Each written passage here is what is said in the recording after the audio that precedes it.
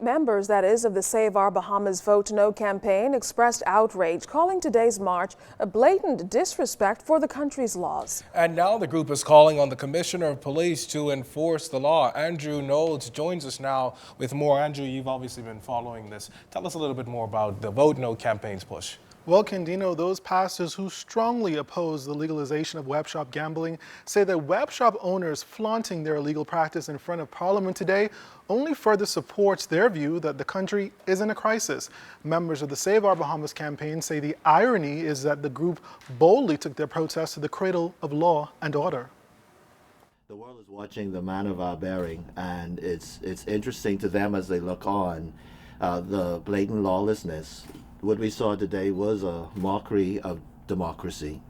Whenever law-breaking and criminals can come out and blatantly and get in front of Rawson Square, and our police officers are powerless to do something about it, we have reached a day in this country where many are aching and they're woeing.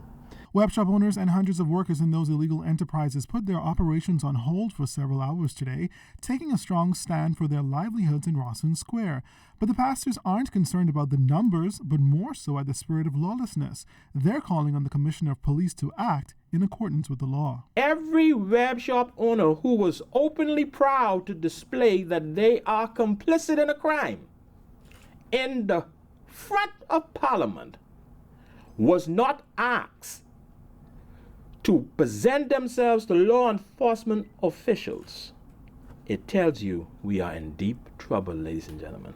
The Commissioner of the Police must forthwith step forward, arrest, show that he is in charge of law enforcement in this country. Not Flowers, not Sebastian, not Island Luck, nor Island Games, nor Paradise.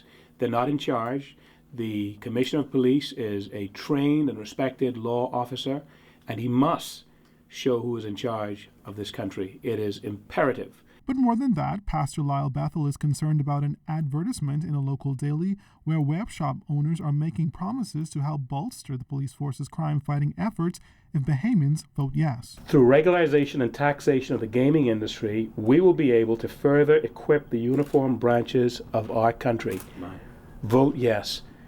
This is obscenely offensive, obscenely so. These guys, these number guys, have been thumbing their nose at law enforcement agencies for years, decades, and they have the nerve to say, to suggest to the Bahamian people, oh, we like the police, oh, we respect the police, or we want to do all that we can to make the police more effective in their job. Don't they understand how hypocritical they are? And regardless of the outcome, Reverend Ranford Patterson says much resources and money will have to be spent. We talk about the money that's going to come in, but no one talks about the money that's going to go out. That's right. Because everything is going to have to increase. The police force is going to have to increase. The social service is going to have to increase. Everything is going to have to increase in order to man whatever happens if there's a yes vote. So I hear all the stuff about what's going to happen if it's a no vote. But what about what's going to happen if there's a yes, if there's a no vote? Or if there's a yes vote? What's going to happen? We're not talking about all of the expenses that the government will still have to incur if there is a yes vote. All we ask that Bahamian people do is hear both sides of the story and make the right decision. And we feel the right decision is indeed a no vote. Meantime, the pastors maintain the response they've been receiving has been overwhelming, and they believe their campaign is on fire. Now, Save Our Bahamas will hold a mass rally on Friday at 7:30 p.m. at Our Bailey, where they will be sharing 7 reasons why the country should reject the gaming industry.